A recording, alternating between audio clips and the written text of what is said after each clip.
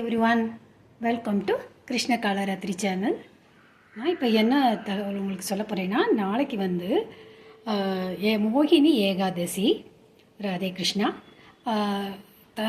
27/4/2026 திங்கட்கிழமை மோகினி ஏகாதசி.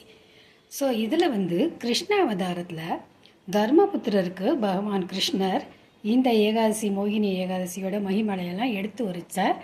ஆக்சுவலாக பாவங்களை செய்யறதுக்கு எத்தனையோ வழி இருக்கிற மாதிரி பாவங்களை போக்கிக்கிறதுக்கும் நிறையா வழி இருக்குது. அதில் மிகவும் சிறந்த வழி இந்த மோகினி ஏகாதசியும் போது விரதம் இருக்கிறது தான். ஆக்சுவலாக கிருஷ்ண பகவான்கிட்ட நம்ம வந்து சரணாகதி தத்துவத்தை ஃபாலோ பண்ணி நம்ம அவரை சரணடைஞ்சால் அவர் எல்லாத்தையும் பார்த்துப்பார்.